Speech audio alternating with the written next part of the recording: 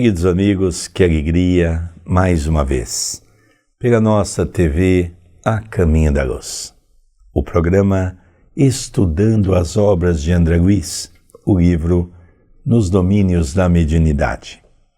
Agradecidos pela sua companhia, pelas mensagens que eu e o nosso querido André Luiz temos recebido.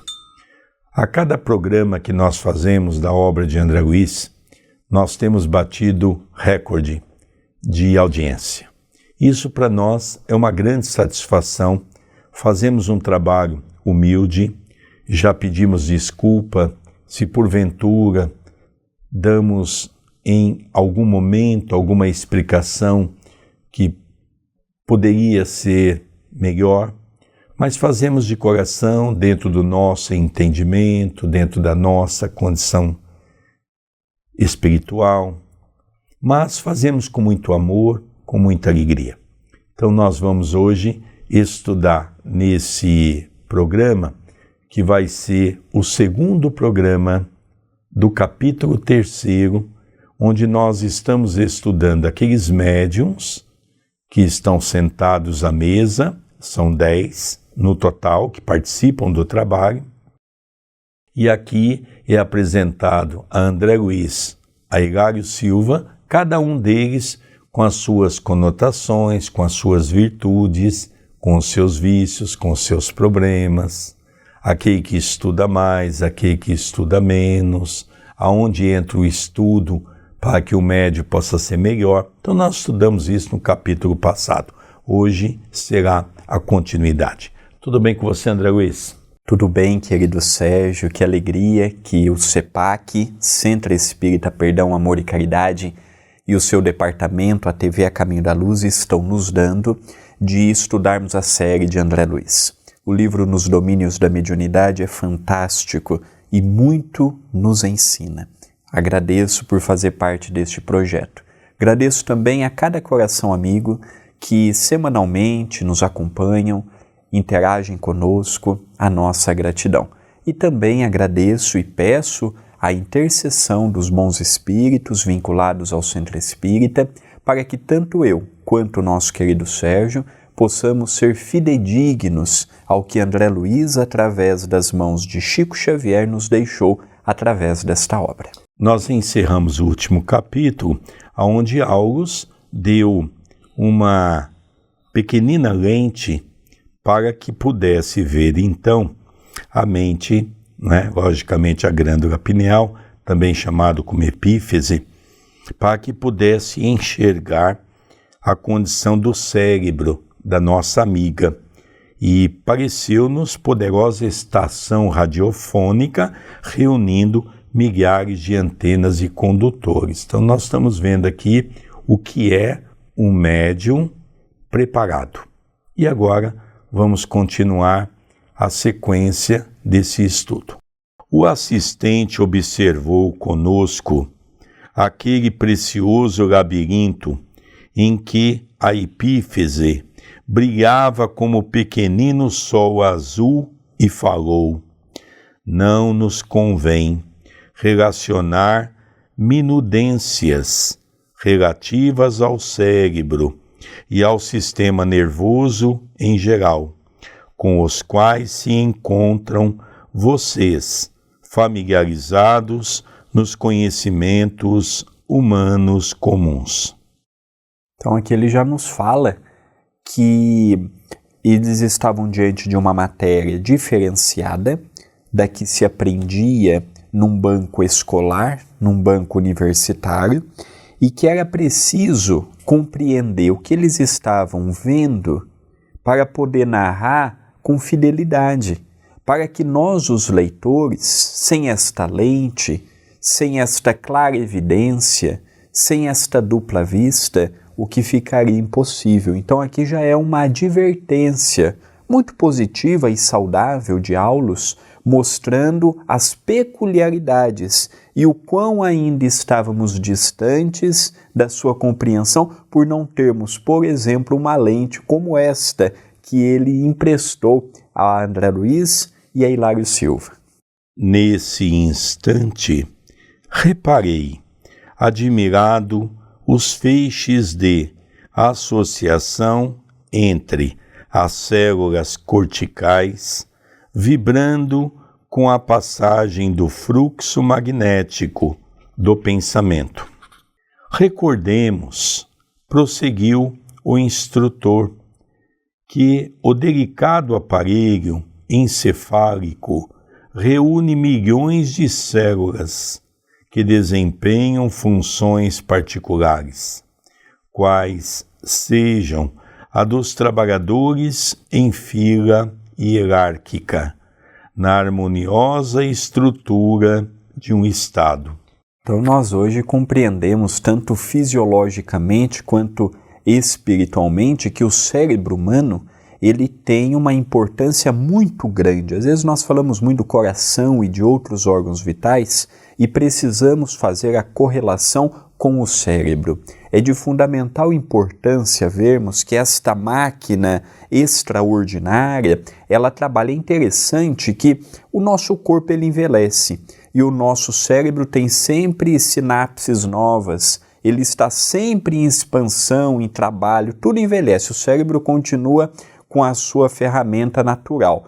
Então nós percebemos que ele continua com esta produção até o nosso último dia de vida, porque é ele que é a sede do intercâmbio direto com o nosso perispírito, com o nosso espírito, e dentro dele, dentro desta caixa craniana, existe uma hierarquia, existem funções. É interessante que todo ele está interligado. Então, se eu dou uma pancada em determinada parte do cérebro, eu posso afetar a minha locomoção, a minha fala, isto, aquilo, para nós vermos como que o cérebro ele é uma caixa extraordinária. E vendo agora o aspecto espiritual, nós conseguimos ver com mais sutileza o trabalho dos grandes arquitetos que trabalham na estruturação e na molduração do corpo humano. Esse corpo que nós temos hoje é um desenvolvimento de milhões e milhões de anos, chegando a termos esta ferramenta extraordinária que nos possibilita o automatismo, que nos possibilita o andar, o falar simultaneamente, o pensarmos em diferentes coisas simultaneamente. Então é muito interessante. Há um estudo que aponta que por dia nós temos aproximadamente 60 mil pensamentos. Então nós vamos vendo que extraordinário é pela obra que se conhece o Criador. E pelo nosso corpo humano nós vemos a beleza de Deus, da sua criação, de nos dar esta ferramenta para o nosso crescimento. E André Luiz hoje está nos dando uma aula, ele não, aulos, e André Luiz nos reportando a respeito da epífise, da hipófise, da glândula pineal, do cérebro e assim sucessivamente. Interessante também quando ele fala que o comando da mediunidade está muito ligado ao cérebro, dentro desses aspectos que o André já mencionou, e do sistema nervoso. Então nós sabemos que são 2 corpos. André Luiz estuda 7 corpos dentro da condição do perispírito emanada no corpo físico. Imagine, nós precisamos realmente nos adentrar num estudo mais compacto para percebermos a importância de todo esse conjunto dessa obra divina para entender um pouquinho o processo da mediunidade. Por isso que não se pode exercer mediunidade brincando, como diz Allan Kardec em O Livro dos Médiuns, dando continuidade. E enumerando determinadas regiões, trecho a trecho, daquele prodigioso reino pensante, declarou: não precisaremos alongar digressões. As experiências adquiridas pela alma constituem maravilhosas sínteses de percepção e sensibilidade, na condição de espíritos libertos em que nos encontramos, mas especificam-se no equipamento de matéria densa como núcleos de controle das manifestações da individualidade, perfeitamente analisáveis. É assim que a alma encarnada possui no cérebro físico os centros especiais que governam a cabeça, o rosto, os olhos, os ouvidos e os membros, em conjunto com os centros da fala, da linguagem, da visão, da audição, da memória, da escrita, do paladar, da deglutição, do tato, do olfato, do registro de calor e frio, da dor, do equilíbrio muscular, da comunhão com os valores internos da mente, da ligação com o mundo exterior, da imaginação, do gosto estético, dos variados estímulos artísticos e tantos outros quantas sejam as aquisições de experiência entesouradas pelo ser, que conquista a própria individualidade passo a passo e esforço a esforço, enaltecendo-a pelo trabalho constante para a sublimação integral, à face de todas as vias de progresso e aprimoramento que a Terra lhe possa oferecer. Então, extraordinário ensinamento ministrado por Aulus. E é interessante também que no livro passado, Entre a Terra e o Céu, nós observamos, por exemplo, quando Clarencio, ministro de nosso lar, dá uma aula a respeito dos chakras ou centros de força que todos nós possuímos. E é curioso, o coronário, o frontal, são plexos que nós trazemos e que ficam também sitiados na região da nossa cabeça. Então, a nossa cabeça por si só, envolvendo o cérebro, toda essa constituição que nós vemos e não vemos, ela traz para nós uma parte muito importante do nosso ser espiritualmente falando agora. Espiritualmente falando. Os espiritualistas e as culturas antigas, seja através dos seus escritos, seja através dos seus desenhos, já falavam a respeito disto. Aulus está trazendo para nós um conhecimento novo a respeito de uma temática antiga. Para nós é novo, mas para o planeta não é novo. Para nós, os estudiosos da mediunidade, é novo, mas para a questão espiritual do planeta não é nova. Então nós vemos ele aqui nos dar uma definição de todo esse sistema ligado a diferentes regiões, permutando, trazendo o equilíbrio, trazendo a estabilidade de que nós tanto precisamos. Eu fico imaginando que quem leu esta obra, quando for publicada em 1954, a dificuldade das pessoas em entender tudo isto. Hoje, se eu tenho dificuldade, eu procuro no Google um termo e rapidamente me aparece. Naquela época não havia. Nem mesmo a ciência chegado a tantos pensamentos longínquos quantos que André Luiz apresenta para nós aqui. Hoje a medicina já fala disto, mas hoje, 2021, em 1954, nós não vemos informações tão propícias, informações tão profundas, e hoje estas obras não são estudadas apenas em centro espírita.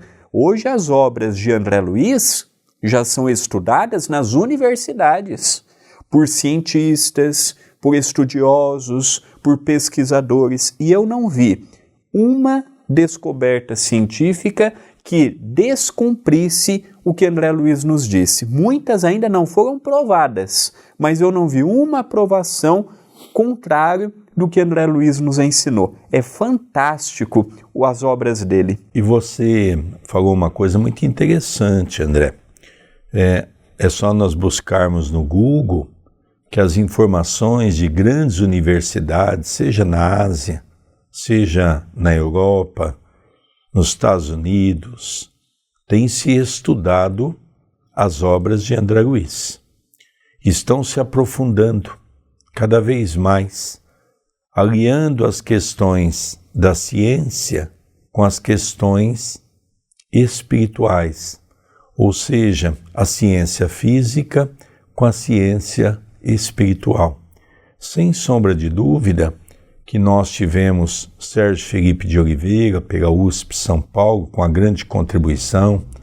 Nós tivemos também, por exemplo, o Dr. Hernani Guimarães de Andrade, também professor universitário, um grande cientista a nível mundial, brasileiro, onde ele, por exemplo, pega o perispírito e, para não levar o perispírito no campo da ciência, para que as pessoas pudessem compreender que seria de uma segmentação religiosa, ele então traz o MOB, Modelo Organizacional Biológico, em que o mundo inteiro estuda nas universidades, que quer dizer o perispírito. Ele pega o conceito do perispírito, muda-se a palavra e traz para a ciência, e a ciência aceita de maneira belíssima. Então nós estamos vendo hoje que papel fundamental que as obras de André Luiz têm trazido para o movimento científico. Vamos continuar a leitura. Breve pausa surgiu espontânea. E porque Hilário e eu não ousássemos interferir, o assistente continuou. Não podemos realizar qualquer estudo de faculdades medianímicas sem o estudo da personalidade. Considero, assim, de extrema importância a apreciação dos centros cerebrais, que representam bases de operação do pensamento e da vontade, que influem de modo compreensível em todos os fenômenos mediúnicos, desde a intuição pura à materialização objetiva. Esses recursos que merecem a defesa e o auxílio das entidades sábias e benevolentes em suas tarefas de amor e sacrifício junto dos homens. Quando os medianeiros se sustentam no ideal superior da bondade e do serviço ao próximo, em muitas ocasiões podem ser ocupados por entidades inferiores ou animalizadas em lastimáveis processos de obsessão. Então, aqui ele já nos fala, é interessante que é a segunda vez que Aulus ele diz que antes de estudar o fenômeno, tem que se estudar o vaso mediúnico. Às vezes ele solta, as obras de André Luiz é interessante porque André Luiz, junto dos benfeitores, soltam, deixam no ar determinadas ideias e capta quem tiver olhos para ver. E uma delas é esta. Às vezes nós estamos muito preocupados com a mediunidade. Mediunidade é o efeito, a causa é o médium. O efeito é o resultado, mas eu tenho que analisar o gerador, da onde ela partiu. Isso já era um pensamento tratado por Allan Kardec em toda a sua obra, especialmente no Livro dos Médiuns. Então aqui Aulus nos fala pela segunda vez em contextos diferentes. Qualquer estudo de faculdades medianímicas sem o estudo da personalidade. André, é interessante para você dar complemento nesse estudo, vamos relembrar Francisco Cândido Xavier, que antes dele ser aquele médium extraordinário que todo mundo realça, nós precisamos ver que acima disso tem um homem de grande gabarito mental e intelectual. Não tenha dúvida. Nós temos que falar da mediunidade assomado com a moralidade. Tem pessoas que falam assim, olha, a pessoa não tem uma vida muito correta, mas olha a mediunidade. Não, é uma abordagem errada. A pessoa pode até ter uma faculdade mediúnica bonita, pode até ajudar. Nós tivemos um caso, não é espírita, mas tinha uma faculdade notória, João de Deus, por exemplo. Quantas pessoas que pelas suas mãos não foram curadas verdadeiramente, não foram auxiliadas? Mas infelizmente, por detrás de toda aquela mediunidade, ele também tinha suas necessidades, ele também alimentava a necessidade dos espíritos que lhe acompanhavam. Então, a mediunidade não é um produto final que executa apenas ali o fenômeno, a fenomenologia mediúnica. Não, por detrás do médium ou da mediunidade tem um médium. E o médium precisa estar consciente de que ele será atacado 24 horas por dia. Chico Xavier dizia assim: o dia que eu não tenho problema, eu fico preocupado, porque no dia seguinte eu terei problemas em dobro. Eu terei o problema daquele dia e o problema do dia anterior. Então o médium é assediado conforme as dificuldades dele. O médium tem problema com sexo, ele vai ser assediado na sexualidade. O médium tem problema nos vícios do álcool, do tabaco, das drogas, será assediado aí, na gula.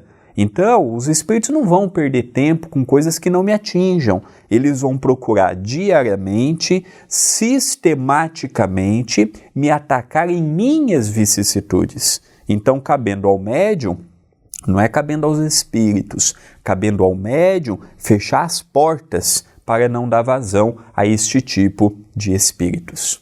Dando continuidade, mas interpôs Hilário, judicioso, diante de um campo cerebral tão iluminado quanto o de nossa irmã Celina, será lícito aceitar a possibilidade de invasão dele por parte de inteligências menos envolvidas? Será cabível semelhante retrocesso? Então, só aqui uma coisa interessante na pergunta é que Hilário Silva pergunta, mas olha, nós vendo ela, essa produção maravilhosa, através desta lente que você nos mostrou, ela também está sujeita a este problema? Ela também pode ser envolvida por estes tipos de espíritos? Então nós vamos ver que não existe médium que não é assediado. E eu não vou antecipar respostas, mas aqui ele pergunta, um médium, mesmo como ela, já preparado, venceu muitas coisas, pode também cair nas armadilhas que esses espíritos malfeitores apresentam? E vamos ver a resposta. E é interessante, André, antes de nós entrarmos nessa resposta, vale a pena nós mencionarmos um pouco como ele fecha o último parágrafo acima. Ele diz, em muitas ocasiões, a mediunidade podem ser ocupados por entidades inferiores, o médium, ou animalizadas em lastimáveis processos de obsessão. Então essa colocação é muito grave. Chico Xavier poderia ter falhado? É aí que nós vamos ver na resposta daqui a pouco, né? Apesar de que a gente sabe que no caso do Chico é diferente de Celina. A possibilidade do Chico falhar seria zero. E a Celina, qual seria? Era uma companheira esforçada, dedicada, mas ela poderia não ter, em nenhuma hipótese, o envolvimento, como ele diz aqui, de seres inferiores e animalizados. Então nós vamos ver um pouquinho como é que funciona tudo isso. Vamos ver a resposta e depois vamos comentar um pouco sobre tudo isso. Não podemos olvidar, considerou o assistente, que Celina se encontra encarnada numa prova de longo curso e que, nos encargos de aprendiz, ainda se encontra muito longe de terminar a lição. Meditou um momento e filosofou bem-humorado. Numa viagem de 100 léguas, podem ocorrer muitas surpresas no derradeiro quilômetro do caminho. É interessante que quando lemos a obra de Allan Kardec, a sua historiografia, nós percebemos que Leon Denis ele estava pronto para se Allan Kardec viesse a falhar. Então a espiritualidade não contou só com Kardec. Você é o titular, mas vai ter um reserva se você tiver algum percalço no meio do caminho. E logicamente veja que aqui eu gostaria de fazer uma observação, porque eu sempre comento sobre isso. Qual era a possibilidade de Kardec falhar? Zero. Mas se porventura pode haver um incidente, Gandhi não sofreu um atentado?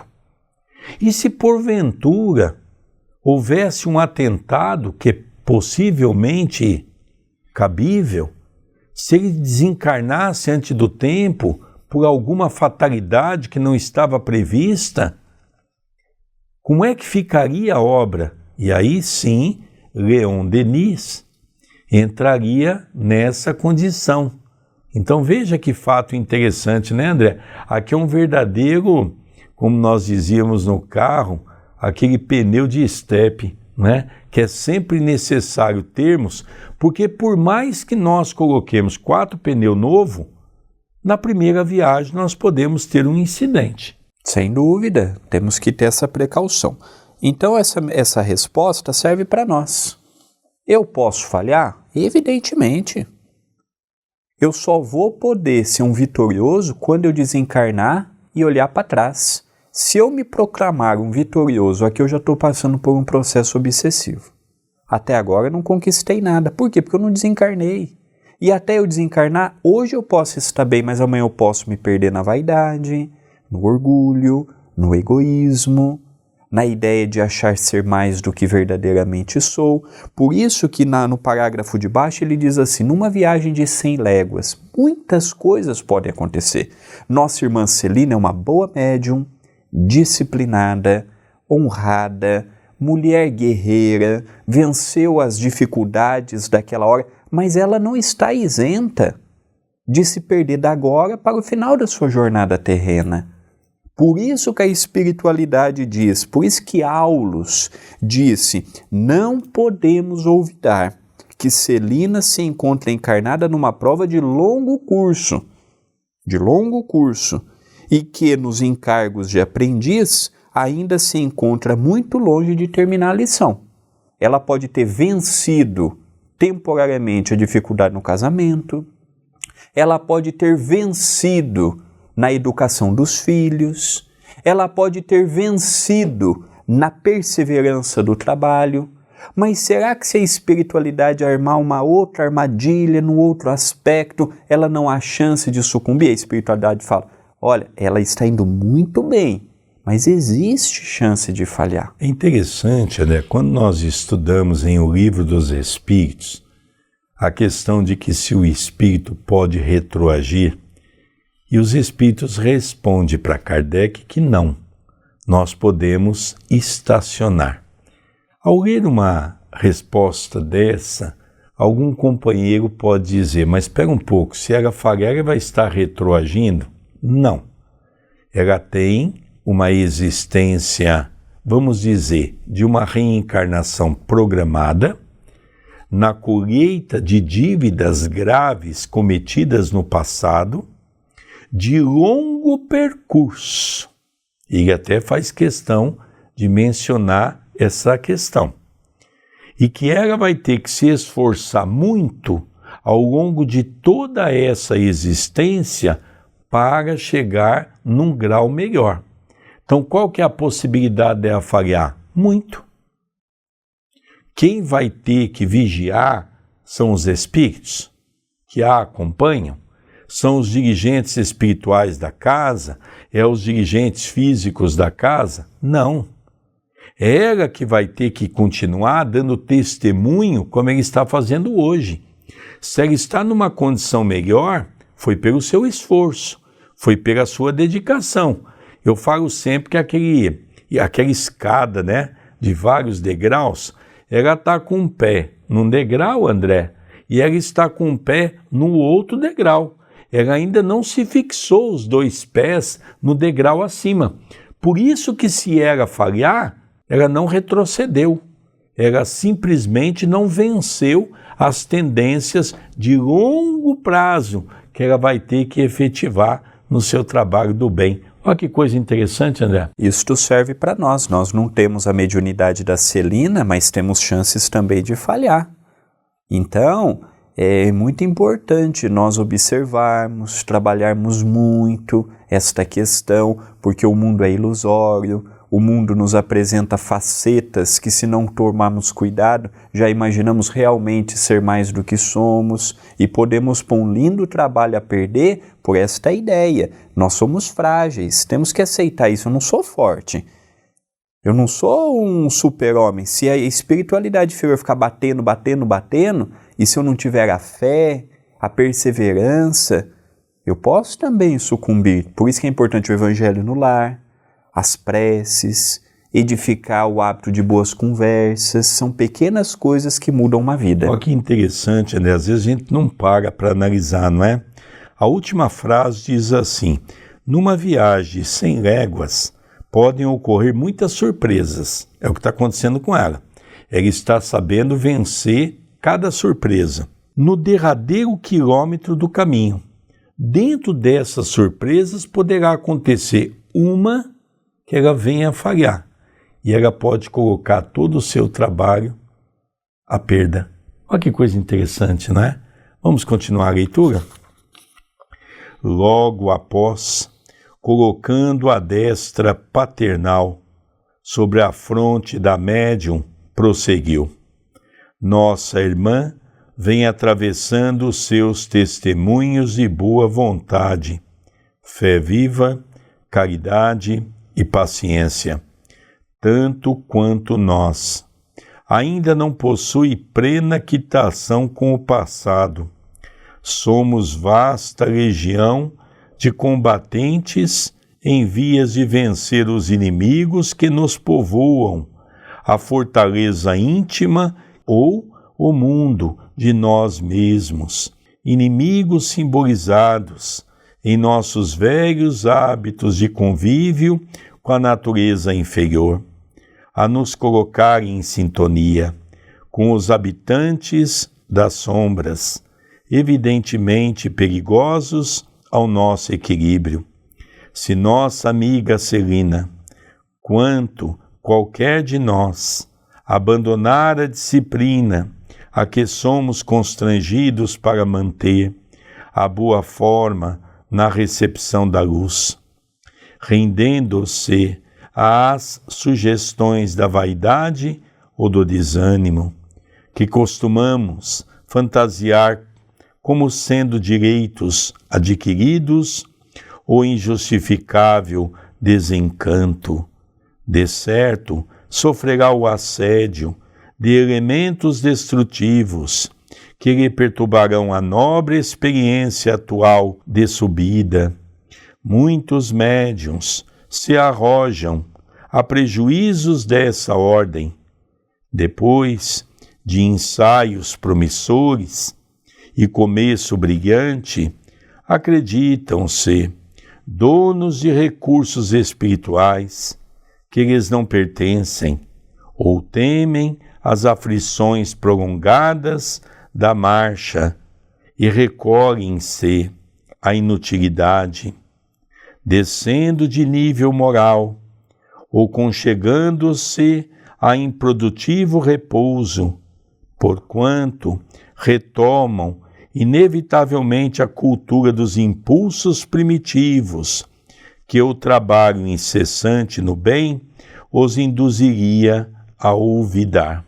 Então aqui eu confesso que eu já tenho um domínio dessa matéria pela experiência. A experiência de trabalho mediúnico nos deixa amplamente conhecedor dos aspectos da mediunidade e do médium. Não quero dizer que sou um conhecedor profundo da mediunidade, porque acho que estamos gatinhando nos conhecimentos da mediunidade. O que eu quero dizer é que essa matéria que nos é colocada é fácil para o nosso entendimento, porque a experiência há quase 35 anos nos ofertou essa condição de vermos muitos médiuns, bons médiuns, começarem dedicados e, de repente, as dificuldades que a vida lhe impôs abandonaram tudo. Um outro ponto que ele coloca, que é muito interessante, às vezes as pessoas têm uma paixão, no bom sentido, pelo dirigente do trabalho, porque entende nele esforçado, dedicado, e de repente, quando vê que esse companheiro é uma criatura comum, que também erra, que também tem os seus deslizes, é o que vem à baila para a pessoa abandonar tudo. Nós esquecemos que o trabalho da mediunidade é um trabalho de reforma íntima, onde eu irei prestar contas para Jesus, na condição de guia e modelo da humanidade. Eu me lembro que Francisco Cândido Xavier uma vez disse: eu não trabalho para Emmanuel, eu não trabalho para os espíritos, eu trabalho para Jesus. E é isso que as pessoas têm que entender, que todos nós, diante do cadinho dolorido que a vida nos oferece, demonstra as nossas imperfeições. Por isso não podemos balizar o outro como uma criatura perfeita, porque perfeito Jesus Cristo. O restante, uns estão à frente do outro, mas todos nós estamos ainda na caminhada seletiva para atingir o apogeu da nossa evolução. Então a explicação é fantástica. Estudar, essa é a palavra de ordem para o médium. Médium que não estuda, fica à mercê de espíritos brincalhões, fica à mercê de espíritos zombeteiros, fica à mercê, como ele diz e nós já comentamos, espíritos inferiores e espíritos animalizados. Portanto, nós precisamos nos atentar que mediunidade é muito bonito, mas mediunidade é compromisso de quitação dos débitos que contraímos no passado, para sermos uma ferramenta no presente. E sorrindo, ainda não chegamos à vitória suprema sobre nós mesmos. Achamo-nos na condição do solo terrestre que não prescinde do arado protetor ou da enxada prestimosa a fim de produzir, sem os instrumentos do trabalho e da luta, aperfeiçoando-nos as possibilidades, estaríamos permanentemente ameaçados pela erva daninha que mais se alastra e se afirma, tanto quanto melhor é a qualidade do trato de terra em abandono. Então aqui ele já nos mostra aliarmos o estudo, o conhecimento, as lutas, a necessidade da renúncia. Vamos caminhando, algumas vezes vencendo com mais facilidades, em outras vezes a duras penas. O importante é não desanimarmos, é seguirmos. Por mais que o caminho seja desafiador, por mais que o caminho seja pedregoso, é seguirmos. É conseguirmos gradativamente vencermos nós mesmos e termos o autodomínio de nossas sensações, de nossos pensamentos, de nossas vontades.